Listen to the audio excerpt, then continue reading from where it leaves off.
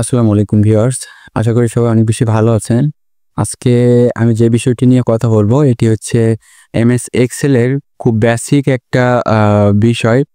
সেটি হচ্ছে আমরা এমএস এক্সেল এ কিভাবে যোগ, বিয়োগ, গুণ, ভাগ করতে পারবো এই বিষয়টি নিয়ে আজকে আমি আলোচনা করব এবং আপনাদের মাঝে দেখাবো কিভাবে যোগ, বিয়োগ, গুণ, ভাগ করা যায়।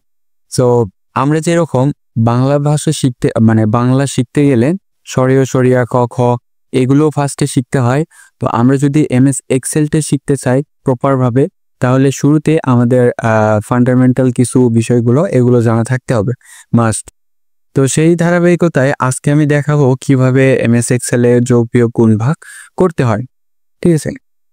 সো আমি বেশি কথা না বলে সরাসরি মূল আলোচনা শুরু করব।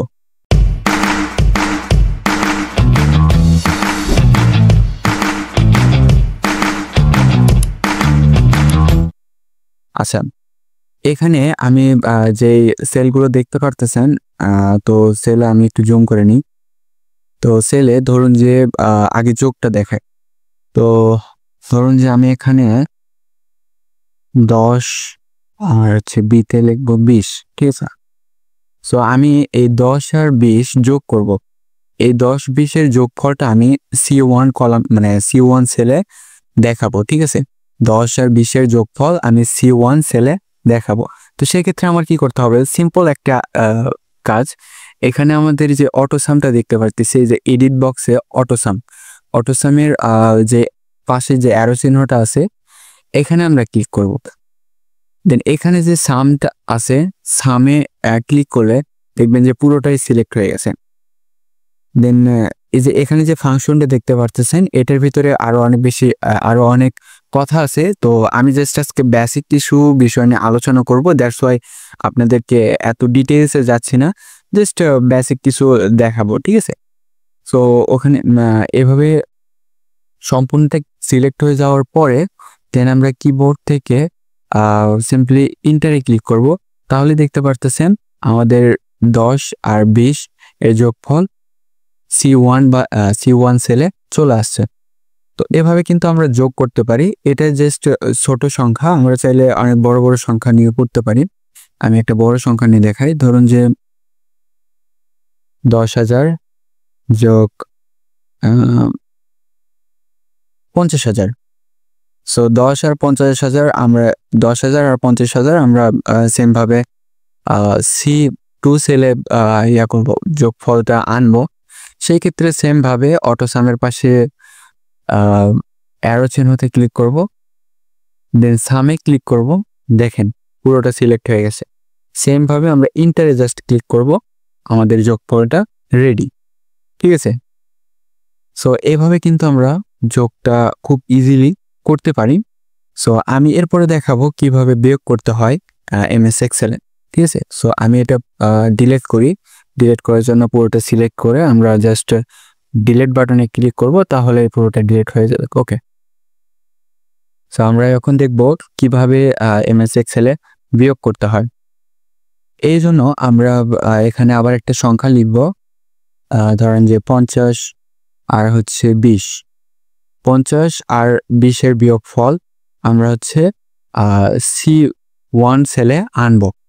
তো সেম ভাবে আমরা আবার অটোসামের পাশে অ্যারো চিহ্নতে ক্লিক করব, দেন সামে ক্লিক করব। সামে ক্লিক করার পরে দেখেন যে পুরোটা সিলেক্ট হয়ে গেছে। এখানে আমরা জাস্ট এই যে ক্রনটা আছে না, এই ক্রনটা উঠাই দেব। দেওয়ার পরে আমরা কিবোর্ডে দেখবেন যে বিয়োগ চিহ্নটা আছে, কিবোর্ডের বিয়োগ চিহ্নটা আমরা দিব। দেওয়ার পরে আমরা জাস্ট ইন্টারে ক্লিক করব। তাহলে দেখেন আমাদের এখানে 50 আর 20 এর বিয়োগফলটা C1 সেলে চলে আসছে। সো এভাবে কিন্তু আমরা বিয়োগফল করতে পারি। আমরা চাইলে অনেক বড় বড় সংখ্যা নিয়ে এভাবে করতে পারি, আবার ছোট ছোট সংখ্যা নিয়ে করতে পারি। ঠিক আছে? এটা জাস্ট আপনাদেরকে বোঝানোর ক্ষেত্রে আমি 20 আর 50টা নিলাম। সো আমরা এখন দেখব এমএস এক্সেলে কিভাবে গুণ করতে হয়। আমি এটা ডিলিট করে দিচ্ছি। সো আবার একটা সংখ্যা নেব, ধরেন যে 10 নিলাম, এখানে নিলাম হচ্ছে 40। সো 10 আর 40 এর গুণফলটা আমি C1 সেলে আনবো। তো সেম ভাবে আবার যাব হচ্ছে অটো সামে, অটো সাম অ্যারোতে, দেন হচ্ছে সামে যাব। পুরোটা সিলেক্ট হয়ে যাওয়ার পরে আবার আমাদের এখানে একটা ছোট্ট একটা কাজ আছে, এই যে ক্লোন আছে এটা আমরা উঠাই দেব। দেওয়ার পরে আমাদের কিবোর্ডের যে স্টার চিহ্নটা আছে এই স্টার চিহ্নটা আমরা দিব, দেন হচ্ছে এন্টারে ক্লিক করব। দেখেন 10 আর 40-এর গুণফলটা চলে আসছে। সো এভাবে কিন্তু আমরা গুণটা করতে পারি, ঠিক আছে।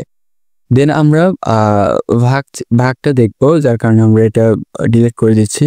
আচ্ছা, ভাগটা করার কারণে আমরা আবার একটা সংখ্যা নেব, ধরেন যে 10 আর 3 নিলাম। আচ্ছা, সো 10 আর 3-এর ভাগফল কত সেটা আমরা C1 সেলে দেখাবো।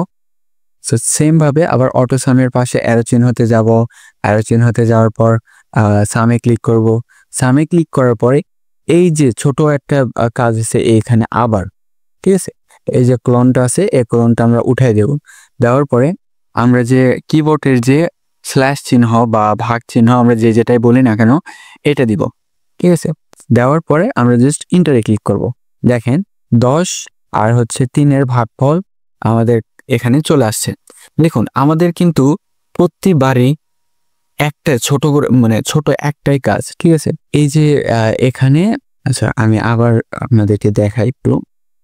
এবার অন্য সংখ্যা নেই, 10 আর 40 আর 2 নিই। আবার হচ্ছে এবারও ভাগ করব, সামনে ক্লিক করব। আচ্ছা এখানে আপনাদেরকে একটা জিনিস দেখায়, আমাদের প্রতিবারই যোগ বিয়োগ গুণ ভাগ প্রতিবারই কিন্তু একটা জিনিসই আমাদের পরিবর্তন করতে হচ্ছে, সেটা কি, এই যে ক্লোন। আমরা যখন যোগ করব তখন এই জায়গায় ক্লোন দিব। আবার বলি, আমরা যখন যোগ করব তখন অটো সামে ক্লিক করার পরে এই যে যখন এই ফাংশনটা চলে আসবে, এই যে এখানে আমরা জাস্ট ক্লোন দিব যোগ করার সময়।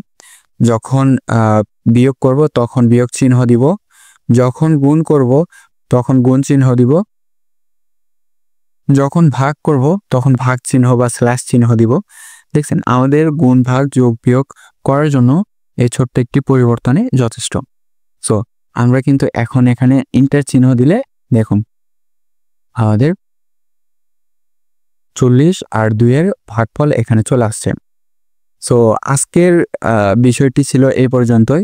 আমি দেখানোর চেষ্টা করেছি ছোট্ট একটি ভিডিওর মাধ্যমে কিভাবে যোগ বিয়োগ গুণ ভাগ করতে হয় এবং খুবই সহজ আকারে দেখাইছি। আশা করি ভিডিওটা অনেক বেশি ভালো লাগছে। ভালো লাগলে ভিডিওতে কমেন্ট করে জানাবেন। আমি নেক্সট আবার কোনো একটা ভিডিও নিয়ে আসবো এমন ছোট্ট আকারে। তো সেই পর্যন্ত ভালো থাকবেন, সুস্থ থাকবেন। আল্লাহ হাফেজ।